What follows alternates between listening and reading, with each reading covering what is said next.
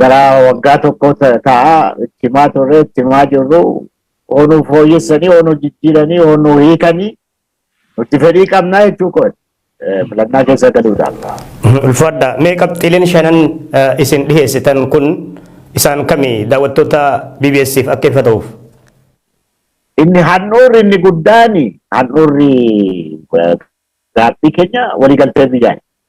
Biyya kana keessatti waliigalteen biyyaa uumamee mootummaa fi sabni mootummaa fi mormituun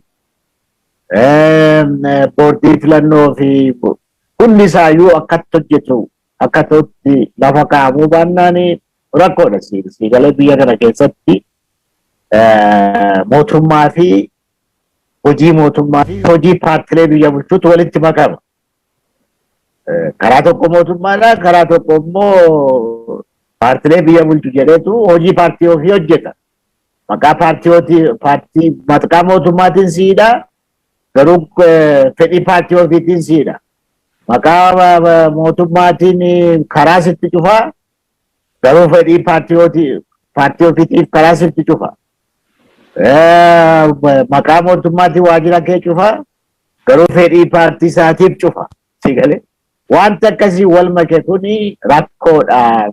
Kana dabalatee biyyi kun nagaadhaan biyyi kun sirni dimookiraasii akka dhalatutti filannaa kana akka gaggeessitu waliigaltee biyyaa barbaachisaa jennee gara waggaa 3 isa duriiyyuu miti isuma yoo waggaa 3 kana dubbachaa turre kaasaa turre ibsa baasaa turre walgahii hunda itti qooda fudhannu gubbaatti waliigaltee biyyaa barbaachisaa. Biyyi kun nagaadhaan gara filannaatti deemuudhaati. Biyyi kun jireen siyaasaa bal'atee gara filannaatti deemuudhaafi. Waliigalteedhaan sabni biyya kanaa filannaatti deemuudhaafi kana barbaachisaa jennee itti himaa turre tokko sadha inni guddaan.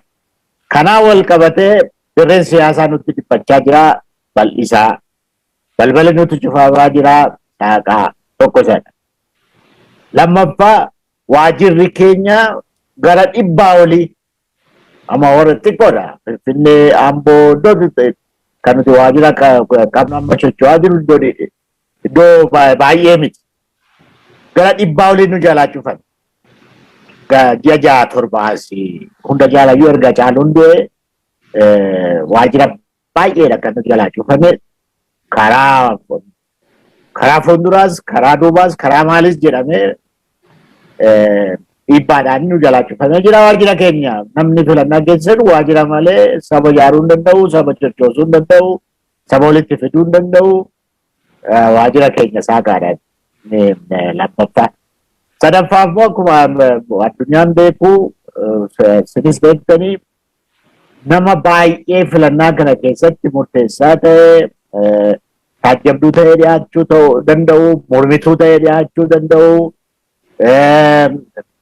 Nama nu sochoosuu danda'u baay'een nu jalaa hidhamee jira. Akka miseensaattis dhibbootaan lakkaa'amu. Akka immoo iddoo nuti 97 bara iddoo carraan ture itti filamaa ture akka Shashamannee kana. Iddoo baay'ee akka Amboo kana, Hararis, Baales iddoo baay'eedha. Arsii maras namni nu jalaa hidhamee jira. Seera ala nu jalaa hidhame hiika. Iddoo tokko tokkotti nama manni murtii hiike poolisiin nu gadhiisuu dida. Waan akkasii kana nu hiika jennee gaafachaa jirraa. Innis wanti fooyya'e hin jiru. Isatti aanee immoo kan hunda jaala nama naasisu boordiin filannooni booda isaan naa dhageenyu warra ijoollee hojii dhabduu achi iddoo baay'ee jiran kana dabalatee achi fudhatan jedhanii nama isaan bobbaasaa jiranii boordiin filannoo filannaa kana geggeessaa jedhee ramadaa jiru bobbaasaa jiru. Muka buusaa incat falaacii incat awuraajii fa'i jedhe. Isaanumatti nuu kennaman. Incat awuraajii jedhe. Talaalaakii jedhe. Ergamaa intinii ta'anii jedhe. Elektirishaanii nama ibsaan galgala bade akka wanti tokko fakkaate nama akkasii fa'i jedhe. Na warra akkasii bobbaaftanii maal gootu? Jarri kun bar warra mootummaa filachiisanidha. Biyya kana egeree biyya kanaa warra murteessu warra filachiisanidha. Attamitti akkas gootu na jennee gaafadhu boordii filannootti kaafne irraa warra mootummaattis paartilee mootummaattis kaafne irraa kan isaan jedhanii ay maalis ta'u durii carraa kana durii hin qabdanii nuun jedhu.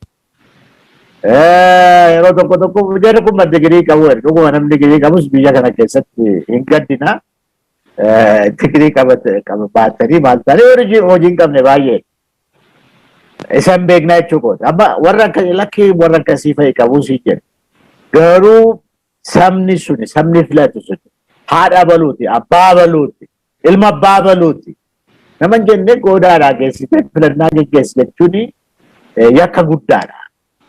Jennee itti mulaalaa turre hin didan. Yeroo mallasfaa yeroo durii sana warri filachiisuudhaaf bobba'anii ramadamanii hattuudha malee utuma nuti hattuu ija namarraa nama keessaa baasu malee waan ta'aa jiru garuu filannoo waan ta'e waan tokko beeku. Bulchiinsaa faayidaa dhufuu mana barumsaa hedduu baay'eedhaa dhufu. Wanta akkasii faa dhiisaa jennaan nu didan. Amma filannaatti soo ta'e warra akkasii kuni attamitti filannaa kana geggeessu isaantu beeka. Dhuma gubbaatti rakkannaan immoo maal goone komitee waloo ta'e mootummaarraas boordii filannoorraas nurraas waloo ta'e irra deemnee rakkoo jiru. Hiikun nurra jira jennee walii galteedhumayyuu erga goonee gara ji'a lamaati. Nuti zoonotaadhaanii maaliidhaanii nama keenya erga ramanne liistii isaanii tokko lama jennee zoonota jiran hunda iddoo rakkoo jiru hundatti erga boordii filannootti galchine gara ji'a lamaaf deema. Gaafa walgale mootummaa wajjin walitti fidanii paartilee mootummaa bulchiinsarra jiru wajjin walitti fidanii borumoo iftaan kenninaa jedhan. Amma jiinii tokko walakkaan ga'e homaa kennaan jiran. Boordiin filannoos karaa koodhaan bobbaasa jedhee hin bobbaafne moonaatti. Amma irratti jechuu godhu waan nageenya hin qabu. Ijaa kanaa gaafa inni warri Amaaraannaa wanti wayii jedhanii akka sinkomanne waami. Namnaan nyaattu akka sinkomanne waami. Nyaachaaf immoo inni dhufe ofirraa dhiibii jedha. Taphni isaanii akkasii jechuu godhu. Nu ammoo koottaa jedhu wal mari'anna jedhu walii galteedha jedhu amma walga'iin biyya kanatti deemaa ture waggaa sadiitti muummicha ministeeraa waajjira isaatti qabeen Adaamaatti, Bishooftuutti, Arbaa Miinjitti, Hawaasaatti Finfinnee duwwaa miti jechuu godhu. Qeesiin, sheekiin, abbaan gadaan, jaarsi biyyaa maal jedhamu? Homtuu beekaa biyyaa jedhama. Homtuu wanti jechuu hojjetu. Sigale boon iftaan immoo Oromoonni Adaamatti wal waamaa jira jechuudha. Waan isaan godhan hin beeku malee. Waan akkasii ta'e kuni rakkoo gurguddoonni kun otoo hin qabne filannaa dhugaa ta'e filannaa nagaadhaan deemuu danda'u filannaa sirna dimookiraasii dhaluu danda'u biyya kana keessatti seenaa biyya kana keessatti hin argannaa argachuudhaaf immoo kana barbaachisannaa jennee walgahii isaa dhibbaatamaan jedhamu kana lakkoofsa baay'ee isa gochuutti deemu malee waan guduunfamu waan walii galtee hidhamu gara sanatti deemuun barbaadanii kana rakkoo keenya jechuudha. Fadda. Mee madda rakkoo siyaasaa Itoophiyaa marii biyyaalessaa hunda hirmaachiseen furuuf fedhii dhabni kallattii mootummaatiin jiru amma haasaa jirtan kun maddi rakkoo isaan maali? Erga isin dhiibanii dhiibban kun ammoo paartiilee siyaasaa Oromoo qofa moo isaan kaan irrattis waanuma mul'atu akka nama buleessa siyaasatti xaxaan kun kan Oromoo qofa moo hunduma kan hirmaachise? Ilaa dubbii aangooti. Mootummaan kuni akkuma hundi keenya beeknu adaawii keessaa mootummaa ba'edha. Yeroo baay'ee adaawii irraa fagaatee deemuu dandeettis fedhiis waan qabu natti fakkaatu rakkoon isaa achidha. Aangoo jaalala aangoo gubbaa qabanidha. Aangitti qabannetu duunaa ta'e duutisoo dhufeedha malee aangoo sana hiruu fedhii dhabuudha natti fakkaata waan biraa miti. Waan isaan irraa baqataniif kan biraa miti galee. Rakkoo biyyaa teenyee wajjin hiiknaadha malee waan biraa miti. Finis filamaa nuti isaa filamnu garuu sabni carraa sana argatee haa filatu. Filannaan dhugaa haa deemu. Biyyi kun nagaa haa argattu. Rakkoo siyaasaa bal'aatu jira yeroo nugusaatti qabee yeroo dargiitti darbee yeroo adaawiitti darbee kun sinittis darbaa jira. Kana jechaanii jirra. Kan isaanii wallaalummaa duwwaa otoo hin taane hudhee kan isaan qabe dubbii dhumachiisedha. Aangoo hiruus hin barbaadanii dabarsanii kennuus hin barbaadanii achitti hidhamanii taa'uudha jechuudha. Akka dhoksaan qabnetti yeroo baay'ee biyya kana balleessitanii hin badina. Darginis kana godheera, nuguuf Taarasillaasees kana godheera. Warri wayyaanis kana godhaniiru. Isinis immoo arfaffaa itti dabartanii kana godhina. Isa jedhu dhoksaa miti. Amma beekumsa godhe na argine carraan na arganne karaa paartii keenyaas karaa akka nama tokkottis uma kaafnaa jechuu kooti. Rakkichi achidha. Aangotti sana akkuma kana duraatti qabannee ciniinnee duunaadha malee aangoo kana hiruudhaafis fedhii dhabuudhaan waliigalticharraa baqatu natti fakkaata.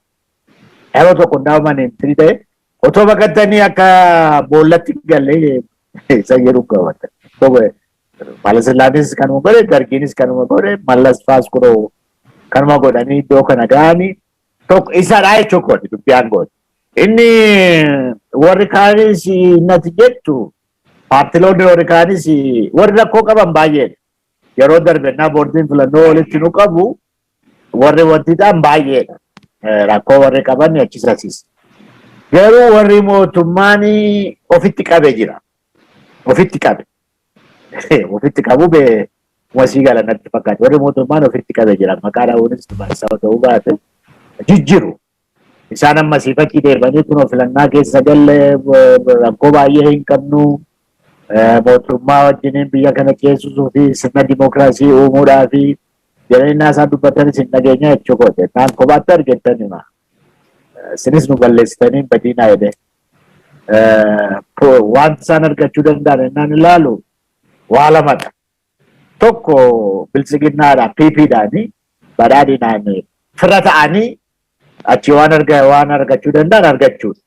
Jala galanii jechuudha. Malee filatamanii mootummaa biyya kanaan ta'an akka PP hojii isaanis PP warra PP kana warra badhaadhinaa filachiisuudha. Isa waan argatan natti fakkaata. Isa forshuun isaan argatan. PP filachiisuu jechuudha. PP filachiisuun immoo achi wanti jala deemamee argamu ishiis argachuudhaa fi abdii qabu natti fakkaata. Akka ilaalutti egaa filannaan biyya kanaa qircaa beektu laata? Isa qircaa sana ta'uunsaa hin mala. Qircaa fooyyee qabu ta'amoo qircaa fooyyee hin qabnedha. Qircaa jechuun egaa namni aadaa biyya kanaa keessatti akkuma humna isaatti sangaa waloodhaan bitee qalee amma humna isaa keessaa argataa jechuudha. Bilchiginnaan biyya bulchuudhaa fi hin deema. Achi jalatti immoo warri barcuma lamas sadis kudhanis digdamas warra argatan jiru ta'a. Warri tokko warri mootummaatti maxxanan jechuudha. Kanaa achanii filannaa akka amma jiru kanatti filannaa waan sadii hojjechuu danda'u barbaachisaan immoo isadha biyya kanatti nu fayyadee yaadu akka amma jiru kanatti. Amma siyaasni biyya kanaa naagaletti jechuudha. Tokkoffaa filannaan nagaa biyya kanaa fiduu danda'u. Nagaa biyya kanaa fiduu danda'u waan dhufu natti hin fakkaatu. Filannaan sirna dimookiraasii akka dhalatu. Isa gatate miti. Sirni dimookiraasii akka dhalatu godhu waan dhufu natti hin fakkaatu. Wanti gatate wayii dhalates akkuma sanatti hafaa jechuudha. Sadaffaa immoo jireenyi saba biyya kanaa hunda caala immoo jireenyi dargaggoo biyya kanaa, qeerroo biyya kanaa, qarree biyya kanaa kan sabaas jeeqamaa jira karaa wanti hundi ol ka'aa jira galee wanti nyaatamu wanti maal ta'u hundi wanti nyaacha gubbaatti maal gubbaatti wanti gatiin hundaa ol ka'aa jira. Na yaadadha yeroo wallas na waan kana gubbaatti haasofnu waan dubbii ikonomii kana gubbaatti haasofnu lakki qoosa keedhiisi sabni waan nyaate dhabe mootummaa ofii nyaata jechaanii ture jechuudha. Yeroo baay'ee ijoolleen piyaasaa kun Doktor yoom nyaanna jara gara jechaa turte yeroo sana. Akka wanti sunis hin deebine kanas wanti kun hiikuu danda'utti jira filannaan kun. Kana ta'uu baannaan dargaggoon biyya kanaas maal biyya kanaas kunoo dheengadda Yemenitti dhageenye miti. Otoo biyya kanarraa baqatanii abdii biyya ofirraa dhabanii otoo baqatanii Yemenis Itoophiyaa gadi miti rakkoo ishiin jirtu dhiitii sana hojjetanii gara sanatti baqatu. Dawuu Afrikaan naa dhaqanii goodaatti waraabessi nyaata. Gara karaa Liibiyaa karaa Sudaanii akkatti isaanii Yuurooppii dhaqna jedhanii maal ta'anii gammoojjitti akka isaan hafanii bishaan keessatti qurxummiin akka isaan nyaatamanii beekamaadha. Egaa sirna dimookiraasii sabni biyya kanaa dargaggoon biyya kanaa abdii irra turan uumuun hin danda'amu jechuudha akka amma jiru kana. Nagaanis waan argamu natti fakkaatu akka ammatti deemnu kanatti sirni dimookiraasiis akka waan alatu natti fakkaatu jireenyi biyya kanaas abdiidhaan jijjiiramuu gara jijjiiramuutti deema jedhee waan an abdannu qabu jechuudha rakkoo kanadha. Egaa warri itti mootummaatti dhiyaatanii kun hunduun dhufa warri jedhan jiru yaa'u ji'a sadii booddeen argina. Warra akka keenya immoo abdii kutachaa jirraa jechuudha. Tole mee KFO'n dhibamee akkuma isin jettan kana filannoo biyyaalessaa marsaa jahaffaa keessaa kan ba'u yoo ta'e kallattiin qixa qabsoo isin keessan maali uummata Oromootiif akka paartiitti? Hooba'een yeroo gaa'ii kanas ta'u sana kaleessa dhume galmeessuun yaada isaanii jijjiiranii galmeessi yeroo isaa jijjiiranii gara waliigaltee biyyaa rakkoo keenya gara hiikuuttoo deemanidha. Kan eegaa jirru malee galmeessuun warra dorgomu galmeessuun kaleessa dhume. Akka biyya kanaatti jechuudha dhumeeraa jechuudha. Nu bira darbeeraa jechuudha. Garuu ardii kutuu dhiisuusaa ta'uu mootummaan kun egaa amma dhumaatti dhufi qalbiitti deebi'ee qalbii isaatti deebi'ee akka amma deemnu kanatti biyya kana balleessinee hin bannu isa jedhutti deemee gara waliigaltee biyyaatti deemee gara waa barbaachisa yeroo achi gutee jechuudha. Biyyi baay'ee yeroo achi boo rakkoo jiraate yeroo achi guta baay'ee dubbii yeroo miti dubbii rakkoo hiikuudha. Rakkoon biyya kanaa immoo ilaalamaa jira bal'achaa jira. Oromiyaa mara bal'aatu jira. Beenishaangul rakkoo jiru beekama. Sumaalee rakkoo jiru beekama. Kibba iddoo baay'eetti rakkoo jiru beekama. Tigraay filannoo keessaa durba'ee waan baay'eedha rakkoon biyya kanatti dhalataa jiru kana yeroo fudhannee tiikne soo jedhan jaasadanii dhufu kana keessattis wajjin hin jedhanii karaa keenya qophii qaba. Garuu inni galmeen inni duru galmeen kaleessa dhumee jechuudha. Nama galmeessin abdiin keenya jechuudha. Kana inni haa beekamu jechuudha. Inni abdiin keenyas kana gubbaatti hundaa jechuudha. Maal goonaa jiruuti karaa nagaa karaa seeraa karaa nagaa sabni keenya nutis hamma sabni keenya bilisa ba'ee sabni keenya ofiin of bulchuu danda'utti sabni keenya mootummaa barbaadu fedhii ofiitti filachuu danda'utti qabsoon itti fufu. Nutis jiraannu nutis sabni keenya qabsootti fufaa qabsoo karaa nagaa qabsoo karaa seeraa kana itti fufuu danda'uun nurra jira. Sabni keenya kana danda'uutu nurra jira. Nama ofiin filateen of bulchuu danda'uutu nurra jira. Jaarraan 21ffaa keessa abbaan fee karaa fee habaluu filadhu qawween isaa ta'uu karaa boordii filannoo gargaaramee isaa ta'uu habaluu filadhu habaluu maal godhii habaluu kana godhiidhaanii biyyi kun nagaa argachuu hin dandeessu. yaa kanaan nuti nagaa biyya kanaatiifis sirni dimookiraasii akka dhalatuufis biyyi kun akka jijjiiramtuufis akka guddattuufis karaa keenya sabni keenyas of ijaaree yeroo baay'een saba keenya kanan gorsu of ijaaraan jedhe saba of ijaareetu laga ce'a saba of ijaareetu waan barbaadu argata saba of ijaareetu abjuu ofii hojiirra oolchuu argata. Kana keessatti sabni keenya akka ta'utti of ijaaree qabsoo fi karaa nagaa dargaggoon keenya qabsoo fi karaa nagaa karaa seeraa itti fufuu malee filannaan qabnu jechuudha. Mootummaan nuu filateera. Karaa filannaa karaa saaxinii karaa maalii karaa korojoo erga ta'ee qabsoo keessanitti fufaadha amma dandeenyutti qabsoo karaa nagaa karaa seeraa of ijaarree irraan deebi'e ammas of ijaaraa jedha isaan Oromoos dargaggoo Oromoos beekaa Oromoos qotee bulaa Oromoos hunda keenyaafuu of ijaarree qabsoo karaa nagaa karaa seeraatti fufuu malee filannaa biraan qabnu jechuudha. Ulfaadha Profeesar, mee yeroo Itoophiyaan siyaasaa keessattiin jeeqamaa jirtu kanatti filannoo kanatti deemaa jirti. Kabiraa immoo hariiroon biyyoota ollaa keessattuu addatti Suudaan waliin qaban akka malee hammaataa dhufee jira. Haala kana keessatti paartiilee siyaasaa waliin morkii akkanaa keessa seenuun Itoophiyaadhaa kun yookaan mootummaa Itoophiyaa kun biyyattii gara hamatti geessa yaaddoo ji'u jira. Isin maal jettu asirratti? Inni dhoksaan qabu isaanumatti bare yeroo lama sadii waraqaa dhiyeessus dhagaanis biyya balleessanii badina waliigaltee biyyaa uumaa biyya tokko ta'ee saba isaa tokko ta'etu alaawaan itti dhufes ofirraa deebisuu danda'a. Innasaa yeroo tokko baandaa jedhanii lakkii waan akkasii kan hin qoosiinaa yeroo xaaliyaanii argineerraa warra nugus Talsilaasee ofirraa dhiibee maal ta'e hundi isaanii warri gurguddaa jedhamu akkanuu warra nugusaa Goojam, Walloo, Gondar iddoo baay'eetti Shawaan iyyuu keessa warri tokko jiru gara xaaliyaanitti deemanii baay'ee miidhaa fidanii waan qoosaa akkasii dhiisaa tokkummaa barbaachisaa waliigaltee barbaachisaa saba tokko ta'etu ofirraa alaawaan dhufes ofirraa deebisuu danda'a jedhu akka namaa galuutti itti meera.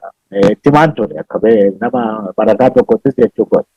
Ilama warri Sudaanii faayila waggaa 119 kan isaan fudhatanii gadi ba'an. Waggaa 119 faayila yeroo Minilikii jechuudha. Shaalaqaa namichi Ingilizii iddoo mukas dhagaas maalis iddoo baay'ee chikaala kan inni kaa'ee waggaa 119 namichi Guyii jedha shaalaqaan warra Ingilizii tokko. Isa kun fudhatanii gadi ba'an hojiirra hojii waggaa 119 gadi jechuudha. Kun kan dhufee maanni biyyi kun dadhabdeetti wal lolaa jirti wal dhiibaa jirti waliigalteen qabdu carraa abjuu waggaa 119 kana har'a carraa kana deeffachuudhaa fi hojiitti jijjiiruudhaaf jedhaniitu itti deemaa jiru. Sigalee biyya keessa soo ta'e amma iddoo baay'ee karaa Beenishaangulis haa ta'u kibba keessas iddoo baay'ee haa ta'u Oromiyaa maraa haa ta'u Sumaalee fi Affaar jidduu haa ta'u isa Tigraay silaa hunduu beeka rakkoo bal'aatu jira namni du'aa jira hidhamaa jira. Waliigalteen rakkoo bal'aadhaa jechuudha. Muummichi ministeeraa iyyuu deengannaa dubbatu naan naga'u yeroo hunda ala kan ta'e rakkoo bal'aatu biyya kanatti dhufaa jira. Nagaa fi tokkummaan biyya kana barbaachisaa jedha. Hammam inni nagaa fi tokkummaa biyya kanaa hojjetu hojiitti jijjiiruu danda'u. Beekus baadhu beekamaadhaa jechuudha. Rakkoo bal'aa keessa jirra. Rakkoon bal'aan dhufaa jira.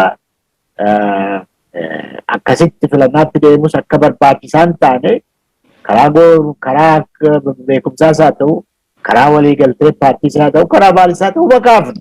Yeroo baay'ee kaafna. Ennaa waan akkas carraa akkasii sennaa argan numa kaafna. Garuu gaadidanii itti deemaa jiru. Inni egaanaa fi rakkoo bal'aadhaa. Biyyi kun akkuma biyyaatti gara fuulduraatti itti fufuudhu rakkoo bal'aatu uumamaa jira. Rakkoo kana atattamaan hiikamuun hunda keenyaaf barbaachisaadha. Atattamaan hiikamuun barbaachisaadha. Filannaan kunis immoo rakkoo bal'aa akka dhufu. Filannaan Nugusee Hayilasillaasee filannaa deemsaa ture. Dargiin filannaa deemsaa ture. Adaawiin filannaa deemsaa ture. Filannaan daabboo miti nyaachuu hin dandeessu. Rakkoo akka hiiku, nagaa akka fidu, sirna bulchiinsa gaarii akka fidu, sirna dimookiraasii gaarii akka fidu, biyya kanaaf immoo jijjiirama karaa dinagdee akka fidu, biyyi kun sabni biyya kanaa biyya ofii gubbaatti akka abdii horatu. Kanaa yoo ta'e malee bariif waan abaluu aangootti bahee abaluu aangoo bu'ee miti.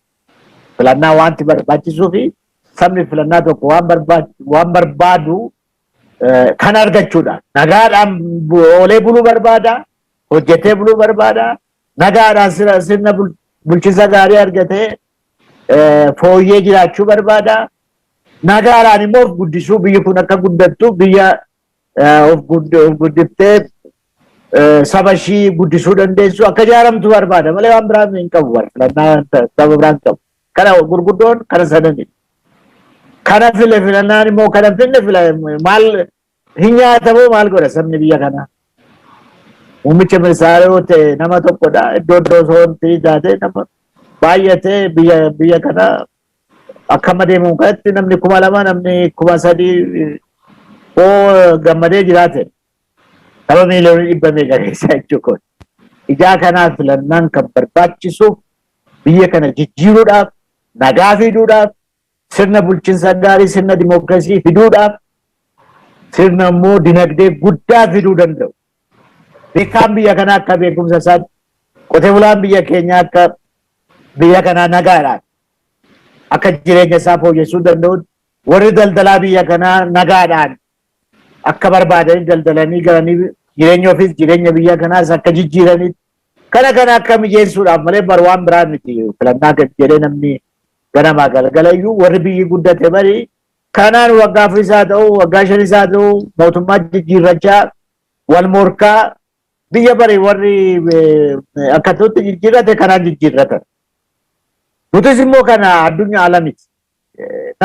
Karaa biraa baay'ee yaallenna dubbii humnaan, dubbii qawween, dubbii maaliidhaan hojjetamaa turre Nugusee Hayilasillaasee yaaleera, Dargiinis yaaleera,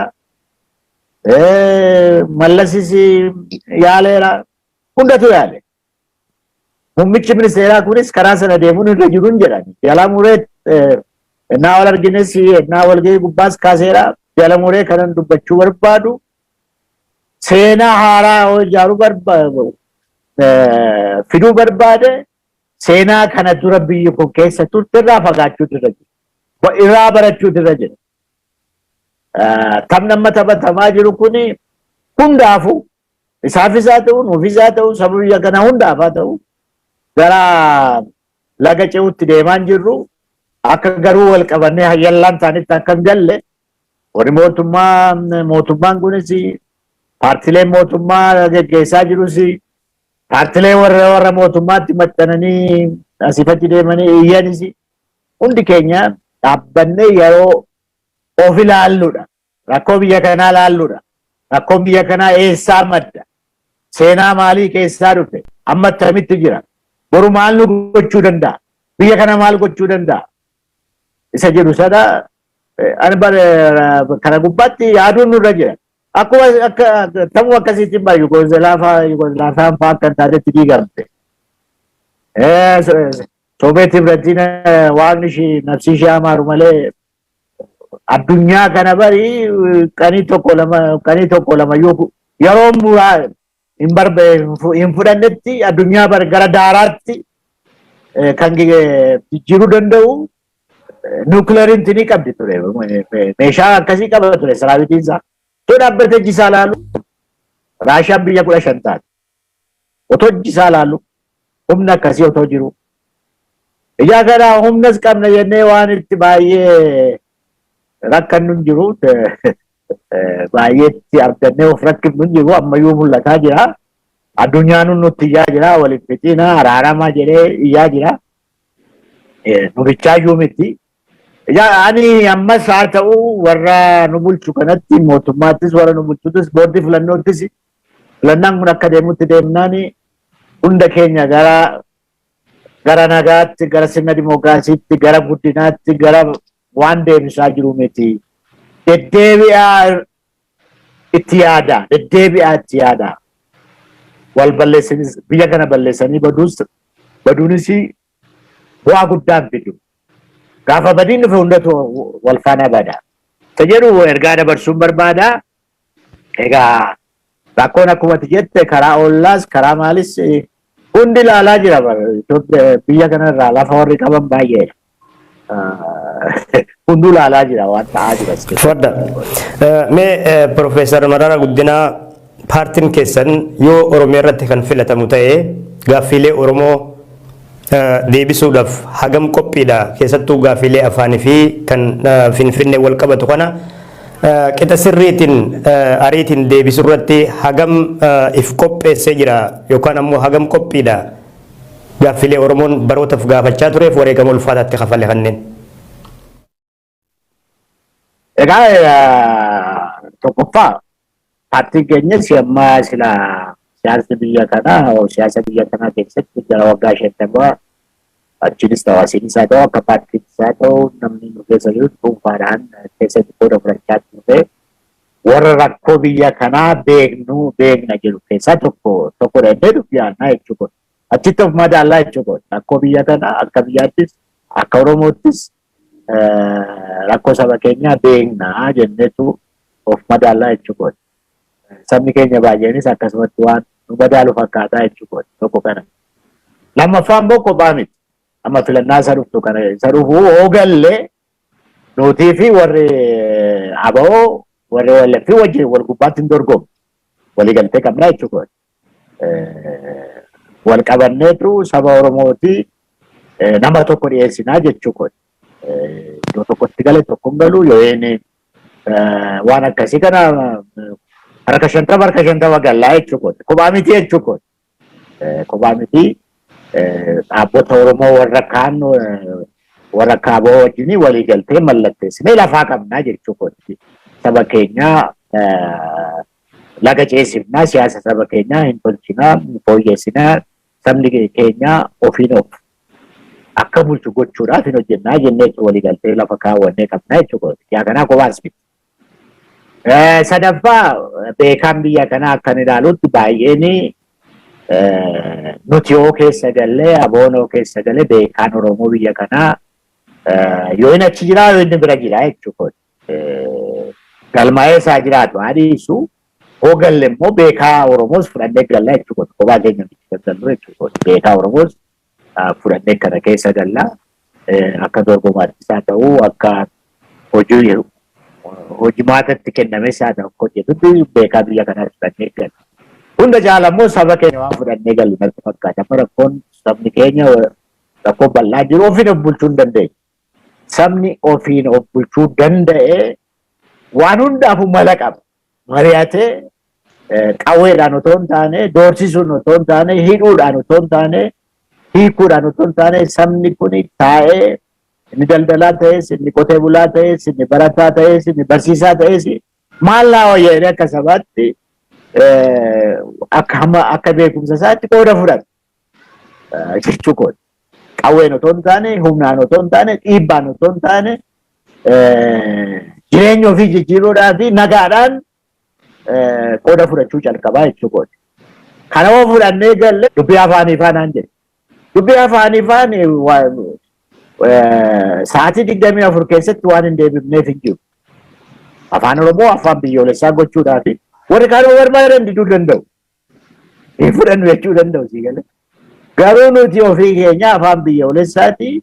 Biyyi kun afaan karaa fe'ee yoo ta'e karaa lakkoofsaa ta'u, karaa dachii ta'u, karaa maalii ta'u afaan Oromoo akka afaan biyyoolessaa ta'u waanumti rakkoo guddaa asiifachi nama rakkisu waan jiranatti fakkaatu. Warri kaani lakkii fudhannu afaan kun nu rakkisaa kana ta'a sana ta'a jedhani lakkii nutis afaan keessa nu rakkisaa jenna. Sigalachuma da. Give in the take it out to put. Ija kana ammanni sa'aatii 24 olii waan barbaachisu marii foota himate wanti lafa kaa'ame baay'ee jira wanti katabame waan baay'ee jira isa akka ta'utti jijjiiruudha jechuudha waan guddaa miti akkasii jechuudha. Sabni keenya hunda kan barbaadu sumana dirmaa jedhee ofiin of bulchuudha hunda caala afaan duwwaa miti jechuudha. Innis wanti innis nuti filamnaan jechuun bari ganama isaa sabni keenya ofiin bulchuudhaa fi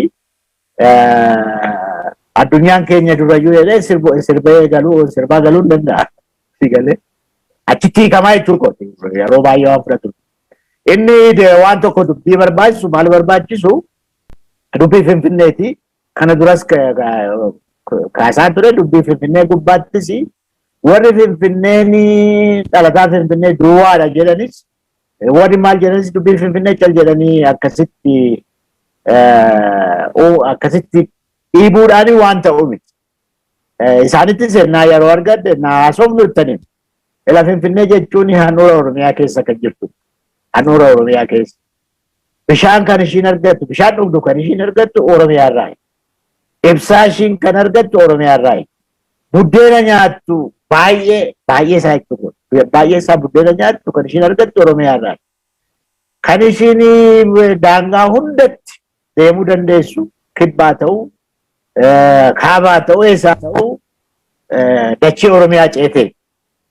Galee amma eessaatti taatu jechuudha. Amma kana akka ta'utti lakki walii galleetu rakkoo kana hiiknaa kana isaanis garsanitti deemuu baatanii Finfinnee maal godhu? Wanti jijjiiruun hin danda'amu handhuura Oromiyaa keessadha jechuudha.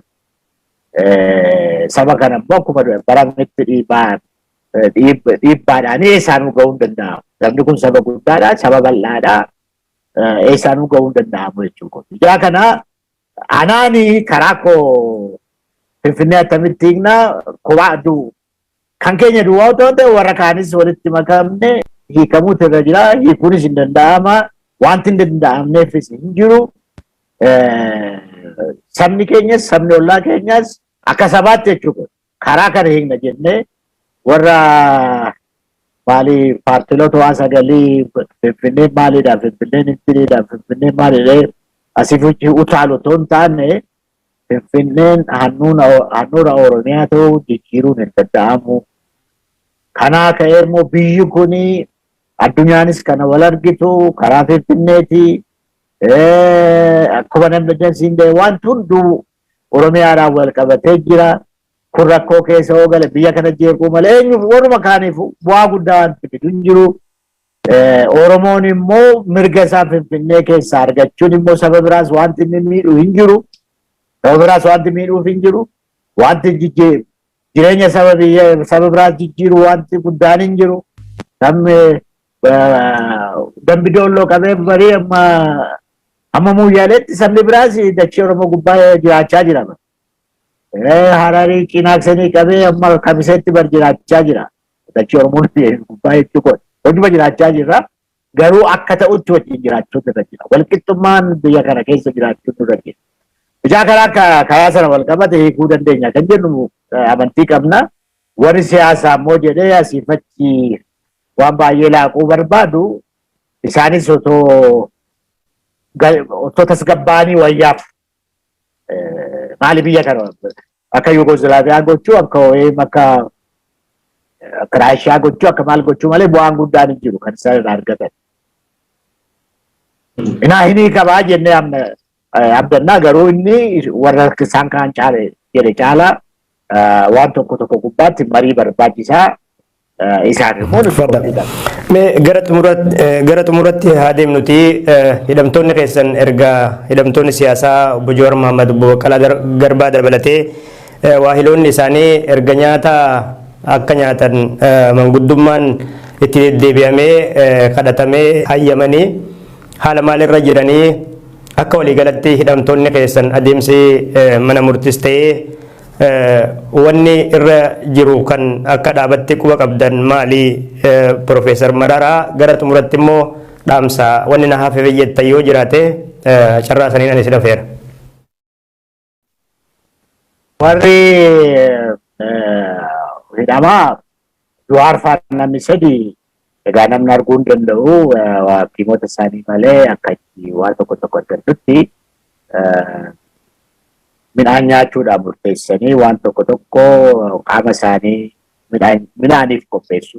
Innis rakkoo qaba bara. Midhaan nan nyaata jettee gaafa sana nyaachuu dandeessu jechuudha. Qaamni kun midhaan fudhachuudhaaf qophaa'utu irra jira. Warri hakiimota isaanii waan akkasii hojjechuu irra jiru. Egaa kan muraasa keessatti gara tokkotti deemaa inni waan guddaa tokko hiikamedha jechuudha. Inni kan biraa namni iddoo baay'eetti amma yootti dabalamee hidhame malee hiikamaa jiru. Rakkoon tokko tokko immoo kan baay'ee nama gaddisiisu manni murtii ni hiika, poolisiin immoo ni hiikuudha. Yereen yakka biraas itti barbaada. Iddoo baay'ee amma warra qondaala warra aboo fa'aa manni murtii yeroo lama sadii hiikeera baay'ee isaanii. Yeroo lama sadii hiikeera jechuudha. Poolisiin immoo ni hiikuudha.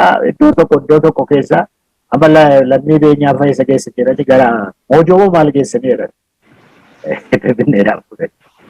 Wanta akkasii jira si galee